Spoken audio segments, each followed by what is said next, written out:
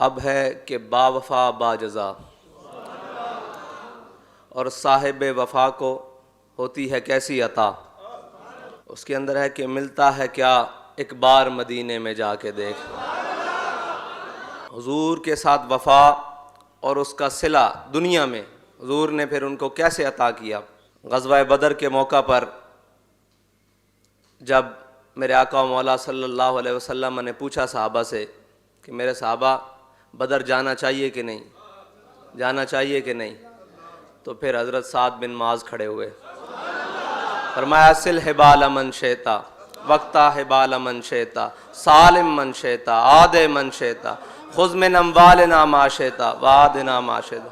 हुजूर आप बदर की बात करते हैं, आप हुक्म दें हम घोड़े समंदरों में डाल देंगे, आपके दाएं भी लड़ेंगे, आपके बाएं भी लड़ेंगे, आपके आगे भी लड़ेंगे, आपके पीछे भी लड़ेंगे, अपने माल के साथ लड़ेंगे, अपनी औलाद के साथ लड़ेंगे, और जिससे चाहें आप जंग छेड़ दें। हुजूर बदर तो ये खड़ा है, आप हुक्म दें हम कैसर और किसरा से जंग छेड़ देंगे।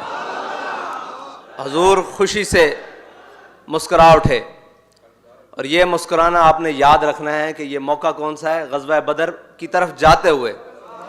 अब ये है वफ़ा, और हज़रत साद बिन मुआज़ हैं साहिब वफ़ा, और इधर मेरे आका व मौला कुल कायनात की जज़ा। हज़रत साद बिन मुआज़ को तीर लग गया ग़ज़वा खंदक के मौका पर, रग खल कट गई, आपको तीर लग गया। हुजूर ने मस्जिद नबवी में आपका खैमा लगवा दिया, और मस्जिद नबवी में खैमा लगवाने के बाद हुजूर हर नमाज के बाद साद से आके पूछ रहे हैं साद क्या हाल है, साद क्या हाल है। तो फिर हमारे इमाम अहमद रज़ा फरमाते हैं जान है इश्क़ मुस्तफ़ा रोज़ फुजू करे खुदा, जिसको हो दर्द का मज़ा वो नाज़े दवा उठाए क्यों। ये तो वो मौका था कि हुजूर कभी कभार पूछते थे साद क्या हाल है, अब हर नमाज के बाद पूछ रहे हैं साद क्या हाल है। तो जिसको हो दर्द का मज़ा वो नाज़े दवा उठाए क्यों। अब तो हज़रत साद की यही तमन्ना थी कि ये ऐसे ही ज़ख्म तरोताज़ा रहे और हुजूर बार बार पूछते रहें तो साद का भला हो जाए। फिर दोबारा रगे खल फट गई, क्योंकि हज़रत साद ने दुआ फरमाई थी कि या अल्लाह जब तक मैं इन यहूदियों का अंजाम ना देख लूँ मुझे मौत ना देना। वो सारा लंबा वाक़या जब हुजूर ने फरमाया साद को लेकर आओ, फिर हज़रत साद बिन मुआज़ को घोड़े पर सवार करके लाया गया। जब आप आए तो कुमू इला सय्यदिकुम, हुजूर ने फरमाया तुम्हारा सरदार आया उसके लिए खड़े हो जाओ। वो हज़रत साद बिन मुआज़ ने जो फ़ैसला फरमाया वो फिर इंशाअल्लाह कभी, ये सिर्फ थोड़ी सी बात, आपकी रगे खल दोबारा खुल गई, खून बहने लगा। हुजूर ने वो हाथ पकड़ के ना अपने सर मुबारक पर रख दिया ऐसे, अब खून बह रहा है हज़रत साद का, और हुजूर की दाढ़ी मुबारक से भी बह रहा है, चेहरे से भी। सहाबा पीछे करते हैं, हुजूर उठा कर फिर इधर रख लेते हैं, सहाबा पीछे करते हैं, हुजूर उठा कर। और ये कायनात में तमाम आने वाले गुलामों को सबक दे रहे हैं, जो हमसे वफा करें हम उसका खून भी अपने चेहरे पर ले लेते हैं।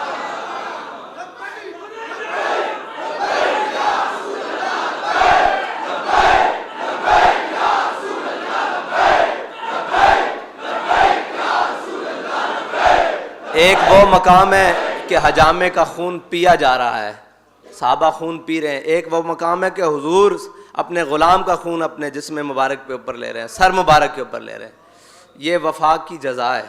हज़रत साद बिन रबी ग़ज़वा उहद से पहले हुजूर सय्यद आलम सल्लल्लाहु अलैहि वसल्लम आपके घर तशरीफ़ लाए, आपसे कुछ राज़ो न्याज की बातें की। जब हुजूर सय्यद आलम सल्लल्लाहु अलैहि वसल्लम आपके घर से तशरीफ़ ले गए तो आपकी बीवी सामने आई। उन्होंने कहा साद हुजूर ने आपसे क्या बातें की। उन्होंने कहा सकिलत कौमों का, तेरी माँ तुझे रोए, तुझे इससे क्या गर्ज, क्योंकि हुजूर ने फरमाया था ये राज की बातें हैं। उन्होंने कहा जो आपने बातें की हैं वो तो मैंने सुन ली हैं, हमारे कायद वो अंदाज वो बयां कोई कर नहीं सकता। फरमाते हैं कि ये दिल में ख्याल उजरा कि क़यामत तक कोई बात चली गई तो हुजूर फरमाएंगे साद तूने मेरा राज भी नहीं रखा।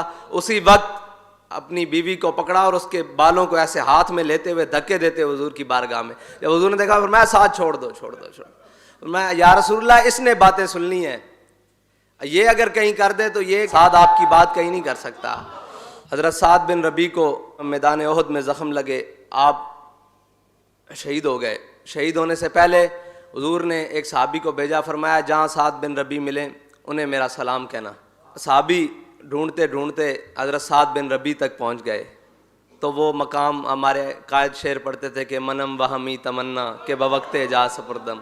वही वक्त आ चुका था। हज़रत साद बिन रबी वो भट्टी जैसे शोले छोड़ती ऐसे सांस ले रहे थे, आखिरी वक्त था। तो हज़रत साद बिन रबी को हुजूर का सलाम पेश किया। उन्होंने सैयद आलम सल्लल्लाहु अलैहि वसल्लम का सलाम का जवाब दिया और कहा कि जाके हुजूर के ग़ुलामों को बता देना कि अगर तुम में से कोई एक भी ज़िंदा हुआ और कोई काफिर कोई मुशरिक हुजूर तक पहुंच गया तो क़यामत के दिन उसकी माफ़ी नहीं होगी। ये क़यामत तक आने वाले मुसलमानों के लिए था कि जब तक एक भी कोई मुसलमान की आंख झपकती हुई, हुजूर के ग़ुलाम की आंख झपकती हुई और कोई काफिर हुजूर तक पहुंच गया, उसकी माफ़ी नहीं होगी। और फिर जज़ा क्या है? हज़रत सिद्दीक़ अकबर के सीने पर 2 बच्चियाँ खेल रही हैं। हज़रत उमर आए, पूछा कि ए सिद्दीक़ ये कौन है? अब जज़ा है। अफ़ज़लुल खल्क़ बाद रसूल क्या फरमा रहे हैं? ये उसकी बच्चियाँ हैं जो तुझसे और मुझसे बेहतर है।